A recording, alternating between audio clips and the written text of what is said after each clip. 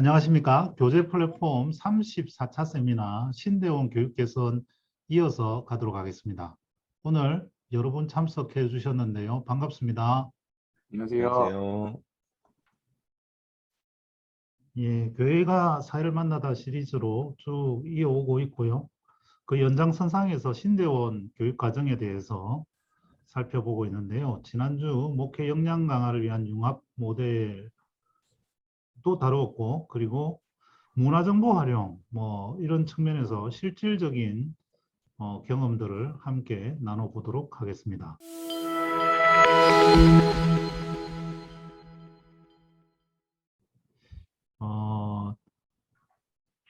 지역조사, 선교사들이 선교지를 가면 선교지에 대한 조사를 가장 먼저 하게 되는데요. 이 영역들을 습득하기도 사실 쉽지 않고, 이 외국만 또 선교가 아니기 때문에 그 차원에서도 역시 마찬가지로 비슷한 선교지 조사를 하게 되는데, 이게 좀 다른 표현으로 하면 지역조사 내지는 그런 형태가 되는데요. 이 부분에 있어서 그러니까 교회나 목회자가 그 비용을 들이지 않고 지역 조사를 할 수 있는 가장 쉬운 방법이 관공서에서 해놓은 것을 활용할 수 있는 방법이다. 이런 맥락에서 오늘 좀 준비를 했습니다. 우리 박세진님, 네. 자료를 준비를 했는데요. 한번 간단하게 설명을 주시죠. 네. 지금 보시는 화면 이제 서울시청 홈페이지인데 저렇게 들어가 보시면은 다양한 메뉴들로 일단 구성되어 있고 분야별 정보들이라든지 아니 서울시의 어떤 새 소식들 이런 내용들이 쭉 홈페이지에 들어가 있습니다. 사실 그 관청 홈페이지를 들어가는 일이 잘 없는데 이렇게 들어가 보시면은 일자리라든지 부동산 정보, 복지 포탈 복지 관련해서 청년들 정보까지도 이렇게 잘 운영이 되고 있고요. 특별히 일자리 정보 같은 경우는 사람인이나 이런 사이트 외에도 서울시에서 채용 정보 통합 검색이라든지 그다음에 공공 일자리 통합 검색, 그다음에 취업 정보 같은 이런 것들도 제공을 하고 있습니다. 그리고 기업들에 대한 내용들도 상세하게 담겨져 있고 그다음에 구인 공고 같은 경우에도 이런 홈페이지를 통해서 실제로 올려지고 있다라는 것들이 좀 중요한 내용인 것 같습니다. 그래서 채용 정보 같은 경우 클릭해 보시면은 각종 이제 자기 정보에 따라서 구체적인 검색도 가능하고요. 그다음에 이제 채용 정보는 이렇게 밑에 나와 있습니다. 사실 이거를 관청에서 운영한다는 것 자체가 조금 더 의미 있다라고 보고, 청년 같은 경우에는 일자리부터 주거, 복지, 그다음 참여 공간까지 전체적으로 이제 통합 운영되는데, 이 밑에 내용 같은 경우에는 이제 서울시에서 지금 운영하고 있는 그 청년 정책들에 대한 내용들이 담겨져 있고요. 그다음에 이런 청년 관련된 복지, 서울시 청년 정책이라든지 중앙 및 타 지역 정책까지도 검색이 가능하다. 서울시 홈페이지를 통해서 들어가면 그래가지고 이제 한번 또 이제 시뮬레이션 한번 해보면은 예를 들어서 제가 대학생이라고 지정을 하고 그다음에 연령도 이렇게 지정을 하고 나한테 지금 마음 건강이라든지 생활 지원 정책이 필요하다라고 했을 때에 맞춰서 이렇게 맞춤 정책이 나옵니다. 그래서 이런 정책들이 어떻게 시행되는지도 한번 이제 클릭을 또 해보시면은 서울시 이 정책은 방편이군요. 사업 개요라든지 신청 자격 여러 가지 이런 내용들이 나오고요. 마지막으로 이제 복지 관련된 부분인데요. 서울복지라든지 돌봄복지, 어르신복지, 중장년 복지, 장애인 복지, 자활복지와 해서 이런 내용들이 역시나 이렇게 홈페이지에서 운영이 되고 있다. 그래서 이런 관련된 정보들 제공되고 있습니다. 그리고 이제 여기도 맞춤으로 이제 저희가 한번 검색을 해볼 수가 있습니다. 예를 들어서 돌봄으로 이제 클릭을 하고, 그다음에 연령도 65세 이상이다. 내가 정말 요양치유형 이런 부분과 저소득층이다라고 이제 검색을 해보면요. 이 관련된 그 복지들을 이제 살펴볼 수 있는 정보들이 제공되고 있습니다. 사실은 이런 내용들이 이제 제공이 되고 있는데, 저는 이렇게 홈페이지를 찾아보면서 그 어떤 내용들을 느꼈냐면, 교회에서 이제 여기 전도사님 분들이라든지 아니면 이 화면을 같이 보실 그 시청자분들도 사역을 하시는 분들도 계실 텐데, 신방이라든지 아니면 내지는 어떤 청년들이 상담을 온다든지 했을 때에 이런 홈페이지가 있어서 같이 열어보고 이렇게 같이 찾아보고든 것만으로도 또 하나의 신방의 방법이 되지 않을까라는 생각도 한번 해보게 됐었습니다. 네. 네. 뭐 조금 전에 이야기한 것부터 잠깐 이어가 보면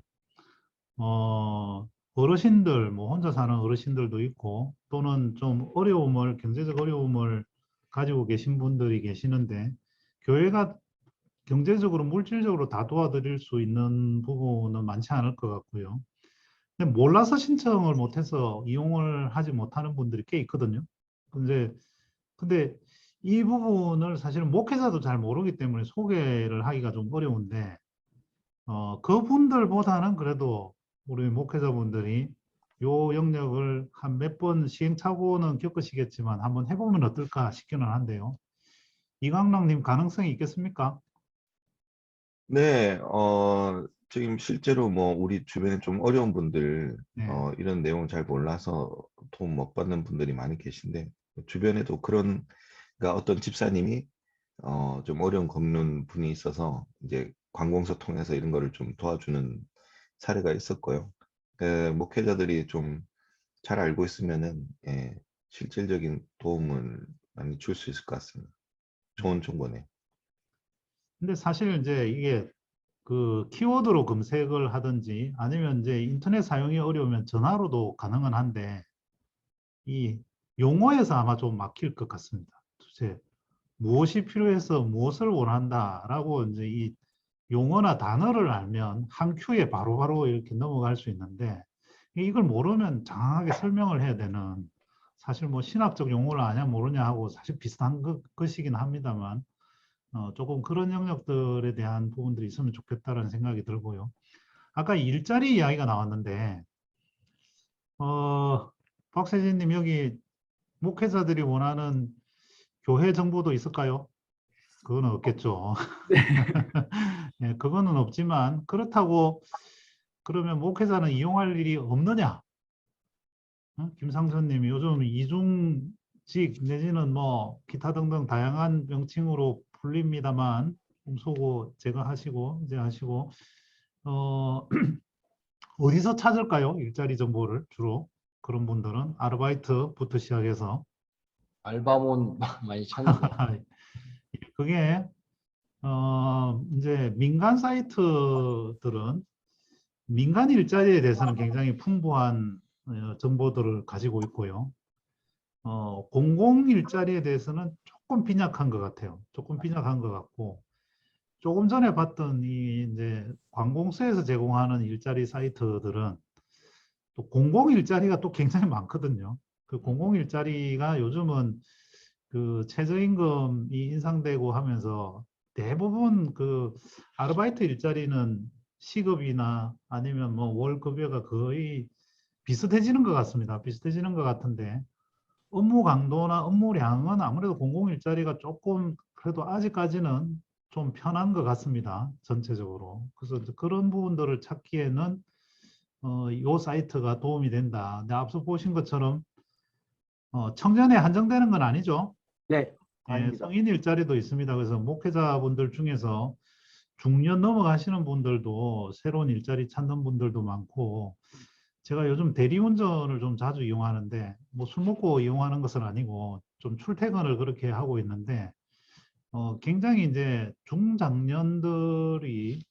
중장년들도 투잡을 하시는 분들도 굉장히 많으시더라고요. 또 소문에 의하면 택시 운전이나 대리운전 하시는 목회자들도 많고 한 것 같은데 전반적으로 하여튼 중장년들도 일자리를 찾을 때 이런 사이트를 찾으셔도 괜찮다. 사용료도 없고 기타 등등 이제 그런 부분은 있습니다. 우리 어, 섬기는 어르신 중에 한 분이 좀 일을 안 하시고 네. 60이 넘으셨는데 몸은 이제 선하신데 일을 안 하신 분이 계셔갖고 이런 걸 이용하면 괜찮을 것 같네요. 그분도 이제 그 양천구청에서 이렇게 그 공공은 아니고 근데 기업에서 약간 장애우라든지 좀 네네네. 어르신들은 예, 일자리를 해서 한번 찾아갔는데 업무 강도가 그래도 좀 세다 그러더라고요. 예, 그러니까 예, 하시다가 그냥 못 하시고 그냥 나오시긴 했는데 이런 또 서울 일자리 포털은 또 처음 보는데 하여튼 이런 것도 좀 그분 좀 일을 좀 하셔야 되거든요. 아, 예. 오늘 한번 좀 찾아봐야겠네요. 네. 그래서 좋은 정보 같습니다. 네. 혹시 뭐 조금 전에 본 정보 중에서 혹시 좀 괜찮은 정보였다 하는 부분이 있으실까요? 근데 지금 제가 이걸 보면서 이 그 상권 정보라고 있거든요. 네, 네, 네, 맞습니다. 있습니다. 이거 예, 그게 나는 우리 교회의 전도라든지 지역 이제 파악할 때 너무 좀 좋다고 생각하거든요. 그 아, 그럴 수도 있습니다. 유동인구라든지 주거 인구 뭐 소득이 얼마 되는지 이런 것들을 다 파악해주고 뭐 업종별로 뭐 어떤 지역 내에 몇 개의 업소가 들어가 있는지 이런 게 다 파악이 되거든요. 근데 네, 네. 교회는 없더라고요. 교회는 없는데 교회도 좀 이 영역 안에 몇 개의 교회가 있는지 막 그런 게 좀 파악이 된다면 교회 안에서 그런 걸 좀 만들어도 괜찮을 것 같아요. 여기 있는데 매출이라든지 뭐 이런 것들도 다 나오는데 아마 그 핸드폰이랑 뭐 이런 매출 정보, 카드 매출 정보 이런 소득 신고 이런 거 가지고 다 종합하는 것 같은데 NGO 교회에서도 단체들도 있나요? NGO 예, 단체들에 대한 NGO는 없고요. 그러니까 이게 이제 상권 정보라 그래서 이제 그런 상업 관련된 정보만 있습니다. 뭐 숙박, 뭐 도소매, 예술, 스포츠, 여가, 뭐 교육, 시설 관리, 부동산, 뭐 과학기술 뭐 이래갖고 한 8개 카테고리를 했는데 안에 막 세부적으로 모든 업종은 다 들어가 있는 것 같습니다. 네. 네. NGO나 이런 건 없고요. 예. 그럼 한번 상권 검색하면 정보라고 네이버에 쳐보시면은 잘 나옵니다. 예. 저 얼마 전에 가입해서 한번 봤는데 뭐 공유해 드릴 수도 있고요. 지금 필요하시면. 아, 예. 오늘 엄청난 팁을 얻었는데요. 제가 상권 정보를 알고 있음에도 불구하고 이걸 교회에서 쓸 수 있다 이런 생각을 제가 못 해봤거든요. 예. 오히려 그 정보가 나을 수도 있겠, 그러니까 같이 병행해서 보면 더 좋고, 네네네네. 어, 이 뭐 예를 들면 신용보증재단 이런 데서도 소상공인이나 뭐 중소기업 지원들 하면서 뭐 컨설팅 제공한다 이러면서 이제 그런 DB를 만들어 놓은 것도 있고 또 중앙정부에서 만들어 놓은 것도 있고 민간에서 만들어 놓은 것도 있고 뭐 각각 이 여러 종류들이 있는데 대부분 이 공공기관들이 만든 것들이 일단 사용료가 뭐 없습니다. 없는데 이제 조금 이제 사용자 편의성이 좀 떨어지는 부분도 있어서 계속 업그레이드도 요청도 하고 업그레이드도 하긴 하는데 아주 만족할 만한 건 아닌데요. 지금 교회 정보나 NGO 정보는 그 데이터에 사실은 데이터 업데이트만 좀 시켜주면 아주 쉽게 좀 해결이 되는 부분이거든요. 그리고 항목 정도를 만들면 해결이 되는 부분이긴 한데, 요거 저도 한번 응용 가능한지 한번 알아보도록 하겠습니다. 일단 다음 또 정보를 한번 보겠습니다. 네. 다음은 이제 그 지난주에 제가 여수에 있었다고 해서 이제 여수를 한번 들어가 봤어요. 그래서 여수에 교회가 많다 해서 이제 뭐 이렇게 찾아보려고 했는데 말씀하신 것처럼 교회는 좀 찾기 어렵더라고요. 그래서 이제 저를 보시면은 뭐 통계 연보 이런 것들은 모든 서울시에 있는 다른 구청도 들어가 보니까 비슷한 메뉴로 운영되고 있습니다. 들어가시면 이제 여수시 같은 경우는 이렇게 인구 증감 정도도 이렇게 살펴볼 수 있고요. 이게 그러니까 구청에 들어가면 이런 내용들이 뭐 엑셀로도 이런 그 세대별 인구라든지 이런 거를 제공하고 있다.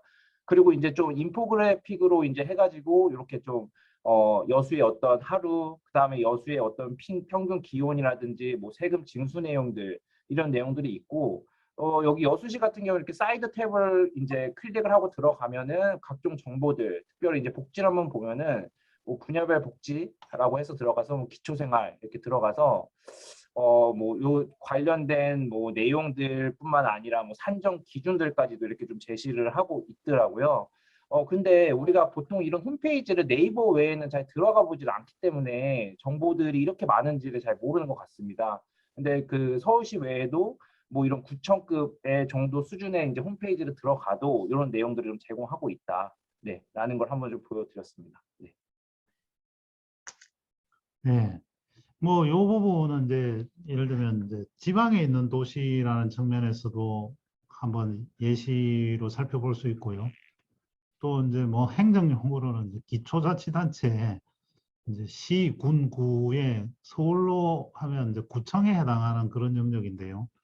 거의 정보들은 비슷비슷한데, 뭐라 그럴까요? 조금 더 좀 큰 거시적인 것들은 좀 빼고 약간 지역 밀착적인 정보들을 조금 더 상세하게 볼 수 있는 것은 이제 서울에서 구청 단위의 홈페이지다고 볼 수도 있고요.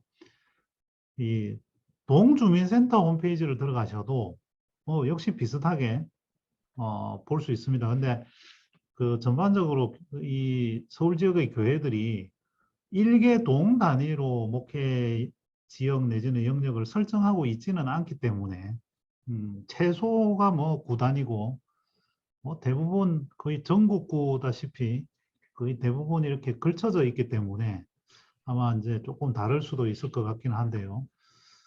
우리 김상천님 수원에는 수원 그래도 지역에 살고 있는 사람들이 많이 오는 거죠? 그렇죠. 제가 있는 또 교회는 그 성균관대 근처에 있어서 네네. 대학생들이나 이제 연구생들도 되게 많이 오는 것 같아요.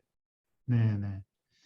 뭐 이제 그런 어떤 특징들이 있기 때문에 예를 들면 이 특히 이제 도단위 이제 경기도도 어차피 이제 도단위인데 이 그 지역의 특성에 따라서 이 수원시에 있다 그러면 수원 중심권이다라고 만약에 간주를 하면 굳이 경기도청에 가서 경기도 전역 뭐 양평군 뭐 포천 뭐 이런 데까지 정보를 굳이 합쳐서 볼 필요는 없다. 그럴 경우에는 이제 기초단체 위주로 볼 수 있을 것 같고요. 이광락님 뭐 양천구만 오진 않을 거 아니에요, 그죠? 그래도 양천구 중심인가요? 여기가 약간 양천구 외곽 쪽에 있어서 부천하고 이제 예, 좀 경기도 쪽에서도 약간 넘어오시고요.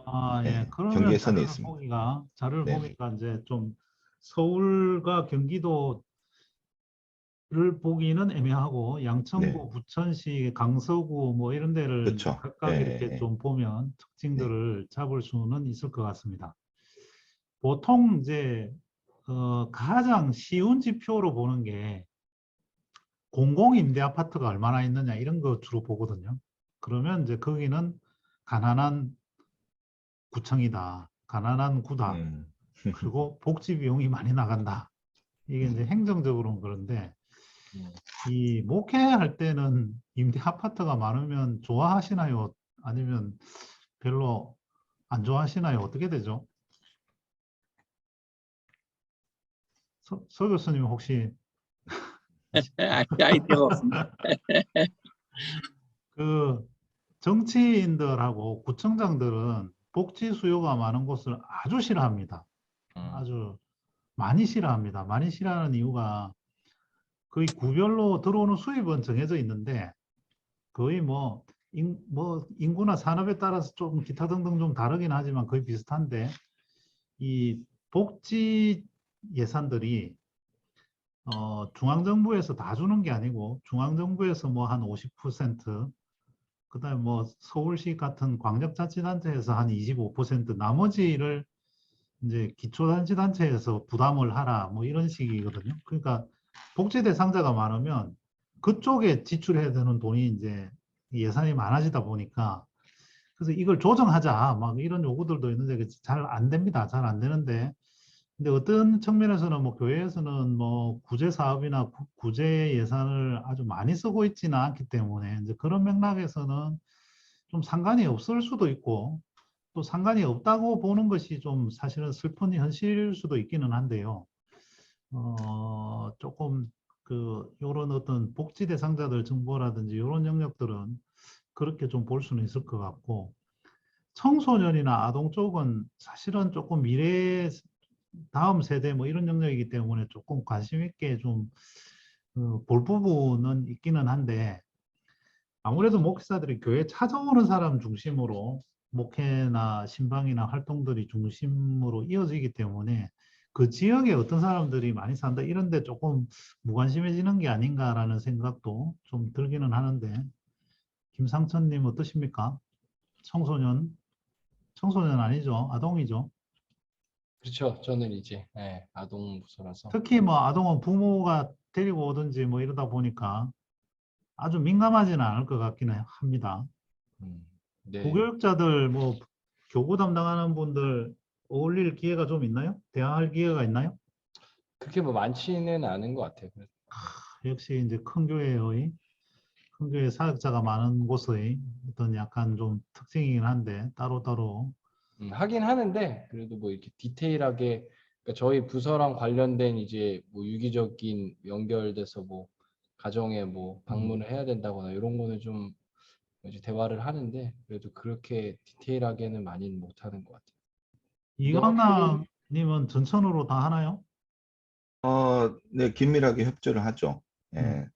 그러니까 그 교육부서에서도 아이들 신방하면서 이제 부모님 뭐 신방을 이제 동시에 하고 저희도 이제 어른들 장년들 대상으로 신방할 때 아이들이 이제 교회 안 나오고 있으면 이제 좀 이제 나오도록 권면하고 또 이제 전도사님이나 이제 부장들 연결해 주기도 하고 이렇게 뭐 다양하게 전도사님들하고도 이제 그런 정보를 주고받고 예, 교회가 작아서 그런가 뭐 규모는 잘 모르겠지만 하여튼 그렇게 예, 협조하고 있습니다. 그래서 저는 지금 이제 조금 얘기를 이거 보면 느끼는 게 결국 이제 그 이런 것들이 이제 잠재성 교인들 그리고 이제 교회에 우리가 하여튼 연결돼서 들어오는 사람들만 신경 쓰는 것이 아니라 교회가 어떻게 이제 그 이제 찾아서 이제 이런 사람들을 어떻게 보면 다시 그 교회와 연결을 시키느냐 네네. 이런 관점인데 이게 이제 그 어떻게 보면 이제 교회에서 어느 일정 예를 들어 뭐 우리가 하여튼 30%나 20% 정도는 하여튼 교회 밖에 요런 이제 요런 데 관심을 갖고 잠재성 교인을 확보하는 데 하여튼 관심을 가지고 이제 지금 이 과정 자체가 어떻게 보면 시도하고 이게 시간을 많이 들이는데 아무 효과가 없으면 또 아무것도 아니고 네네. 그래서 이제 이거를 이렇게 어느 정도 이렇게 포션을 줘서 이쪽을 이제 실제로 이렇게 했을 때 잠재성 교인들이 어떻게 확보가 되고 교회와 연결이 이루어진다.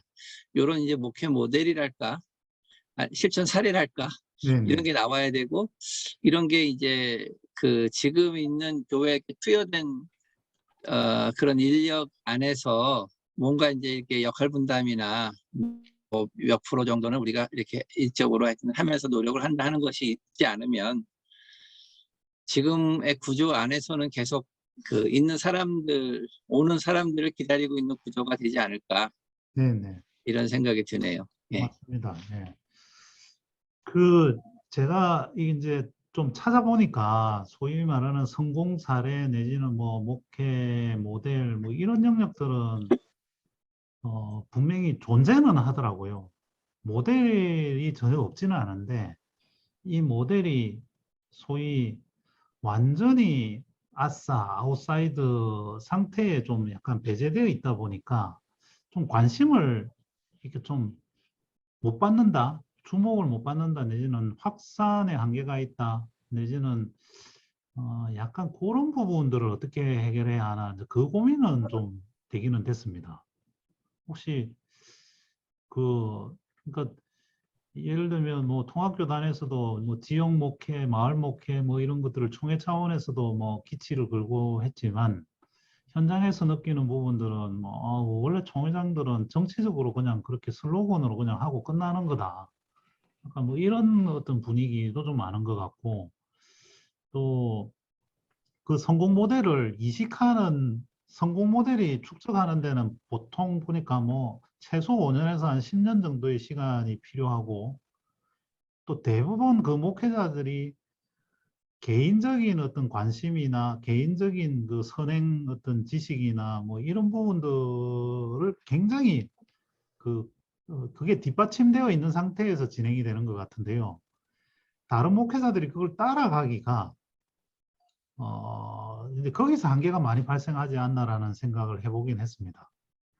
그렇다고 해서 거기에 대한 관심이 없거나 선행 지식이 없는데 이걸 뭐 설교 준비하듯이 성경 공부하듯이 하라고 해서 그것도 독학으로 하라고 해서는 그것도 잘 안 될 것 같고 참 그게 좀 답답하긴 했습니다. 저는 개인적으로 조금 좀 느낀 게 이제 복지나 이런 부분은 목회자가 전문가의 손을 좀 많이 빌리면 좋지 않나라는 생각을 하면서 그러니까 교회 안에 여건이 되면은 교회 안에 사회복지사가 꼭 필요하다고 저는 굉장히 많이 느껴지더라고요. 예를 네. 들면 아이들 이제 형편이 어려운 아이들에게 이제 생활장학금 이렇게 주려고 하는데 사실 제가 맡고 있는 부서 아이들이라도 이 아이들이 지금 얼마나 경제 가정 형편이 어떤지 사실 디테일하게 알기가 너무 힘들더라고요.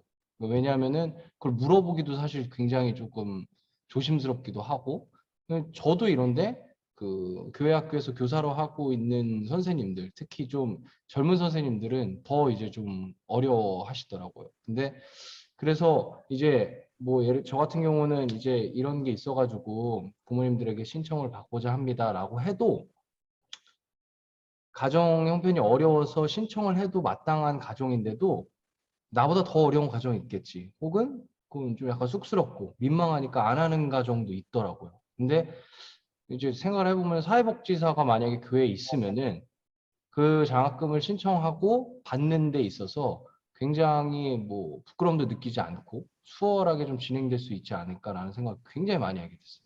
근데 이게 만약에 개척교회고 이러면은 사실 뭐 형편이 어려우니까 안 되겠죠. 근데 어느 정도 규모가 되고 뭐 충분히 이제 고용을 할 수 있는 상황이라면은 좀 하면 되는데 약간 어른 목사님들이라고 해야 될까나 장로님들도 그렇고 그러니까 다 그런 건 아니시겠죠. 근데 약간 많은 분들이 그거 목회자가 하면 되지 않아? 라는 좀 생각이 좀 많지 않나 이런 생각이 들더라고요. 그건 분명히 전문가의 영역을 좀 빌려야 되는 부분인데 그런 생각도 한번 좀 좋은 말씀이신데 갑자기 들으면서 한국 교육사적인 질문이 떠올랐는데요. 교수님 전공 영역은 아니지만 한국의 선교사들이 왔을 때는 분명히 사회복지나 이 영역에 관심이 많고 많은 사업을 했었는데 이 사역자 영역에 굉장히 머물러져 있었는데 이 현재 교회와 비교를 해보면 거의 뭐 없다시피 싹 빠졌는데요. 이게 언제부터 어떤 계기로 어떻게 혹시 됐을까요? 물론 이제 정부가 뭐 복지 영역을 키워가면서 뭐 그냥 뭐 그렇게 볼 수는 있지만 관심 자체를 거의 지금 거의 껐다시피 과장적으로 표현하면 어떻게 역사적으로 어떻게 흘러갔다고 봐야 되나요? 그게 이제 지금 이제 그 교회 밖에 있는 사람들에 대한 뭐 부재 내지는 돌봄을 얘기하는 거하고 네. 지원을 얘기하는 거하고 그다음에 교회 안에 있는 사람들에게 하는 거하고 조금 이제 구분을 좀 해야 될 것 같은데 네네. 일단은 그 지금 한국 교회에서 지금 이제 요즘에 한국 교회에서 돌봄이 굉장히 약화가 됐어요. 네. 그래서 신방도 사실은 좀 가지 않는 경우들이 많고 그 이제 교인들도 그걸 뭐 이렇게 싫어하는 경우도 있고 그래서 옛날에 이제 한 70, 80년대랑 지금의 하여튼 한국의 또 수요는 굉장히 다르고 그리고 신방을 이제 거의 안 가고 또 규모가 큰 교회에서는 부목사들이 다 신방을 또 하게 되고 담임 목사는 이제 좀 행정적인 뭐 또 설교에 이렇게 관심을 가지게 되고 하는 이제 그런 시스템이 되는데 그래서 이제 이게 목회 돌봄의 영역에 들어가면 이게 다 문제 다 해야 되는 것들이죠. 그래서 신방을 가서 그 사람들의 상황을 제대로 알고 그걸 조금 이제 뭐 통계적으로 하고 또 신방에 갔을 때 이제 그 가정의 필요를 알고 그런 걸 할 수가 있는 건데 이런 것들이 좀 우리가 지금 원활하게 되고 있는지 한 사람 한 사람에 대한 케어랄까, 한 가정에 대한 케어랄까, 뭐 이런 거를 교인들 안에 차원에서 될 수 있는지 하는 것이 문제고,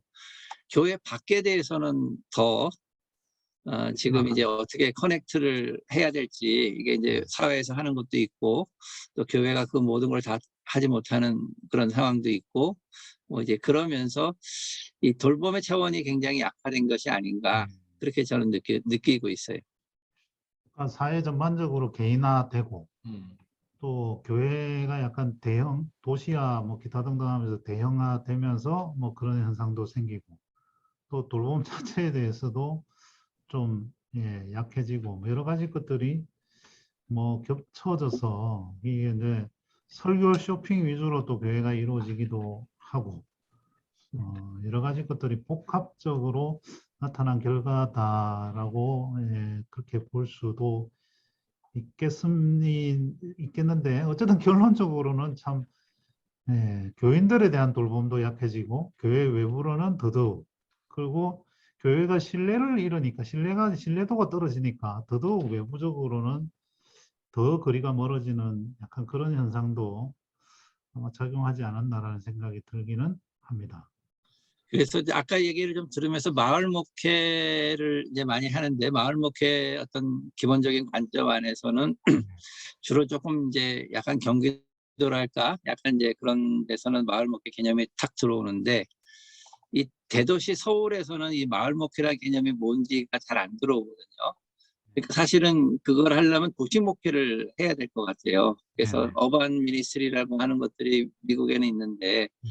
그래서 이제 어떤 도시 안에서 일어나는 여러 가지 특징들을 생각을 하면서 이 도시라는 특성을 어떻게 이제 활용하고 도시에 생기는 문제들을 어떻게 이제 교회가 대처할 수 있겠는지 이런 생각을 좀 가지면서 이런 문화 정보도 활용하고 그 교회 그냥 지금 있는 교회 있지만 어반 미니스트리라고 하는 개념에서 여기서 이제 어떻게 보면 이 좀 잠재성 이런 교인들을 확보해서 이거를 교회랑 연결시킬 수 있는 그런 개념들이 이 마을 목회라는 개념과 같이 연결돼서 이게 좀 도시 목회라는 개념으로 좀 나와야 되지 않을까. 네. 제가 갑자기 말씀 들으면서 아재 개그 같은 약간 언어의 유희가 생각이 났는데요. 신도시를 영어로 하면 뉴타운이거든요. 이 신도시 뉴타운을 순 우리말로 하면 새마을이 됩니다. 근데 우리나라의 개념에는 새마을 운동은 70년에 생긴 거고 신도시는 분당 일산 생길 때 그게 신도시고 뉴타운은 이명박 대통령이 서울시장 시절에 했던 그게 뉴타운이고 그 용어가 지칭하는 것들이 너무나도 이제 이렇게 좀 특정해서 약간 이제 그렇게 좀 흘러가서 그 마을 목회 이야기하는 것들을 보니까 이제 이 시골에 있는 마을 이야기를 하는 것은 아니고 뭐 지역 목회 뭐 약간 이제 그런 방식이긴 하던데 아마 어느부터 마을 목회라면 그 서울 시내 교회가 무슨 마을을 하냐 아마 이제 당장에 그 좀 적합하지 않다 이제 이런 이야기들도 또 나올 것 같기도 하고요. 이게 시골 단위, 중소도시 단위, 뭐 대도시 단위, 아파트 단지, 아닌 단지 뭐 이런 부분들에 따라서 아마 그 좀 세분화해서 들어가면 많이 좀 전략적으로 좀 차이도 발생할 것 같은데 아직 아무래도 그런 쪽은 좀 많이 약한 거죠. 저희가 뭐 아마도 신학적으로도 그렇고 선교학적으로 선교 전략적으로도 뭐 그렇게 좀 디테일하게 전략적으로 이렇게 보고 있다 이런 생각은 좀 제 느낌으로는 별로 좀 없긴 했습니다.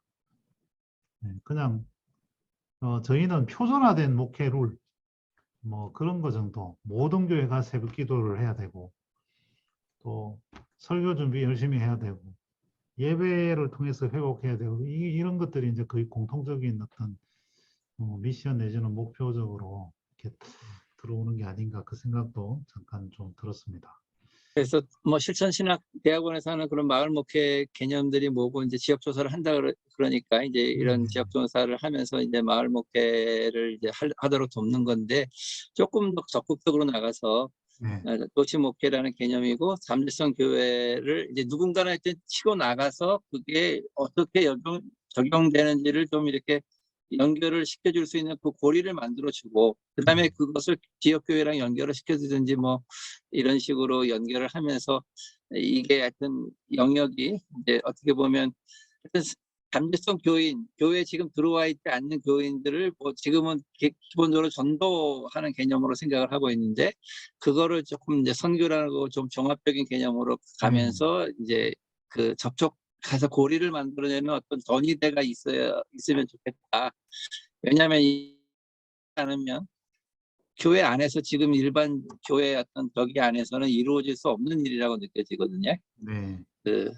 그러니까 이거를 누가 조금 이렇게 그 생각을 하면서 이거를 좀 그 계속적으로 추구하면서 이거를 뭐 본인이 교회를 세우기 위해서가 아니라 이거를 다른 교회랑 연결시키면서 이 영역을 발전시키면 그래서 좀 좋은 교회랑 같이 서로 매치를 해서 이게 하여튼 이 잠재성으로 접근하는 장애성 교인에게 좀 가까이 가고 교회의 어떤 연결성을 계속 확보하는 이런 것이 어떻게 가능하겠는지를 좀 그 길을 좀 개척을 하는 사람이 누군가 있어야 되지 않을까 네.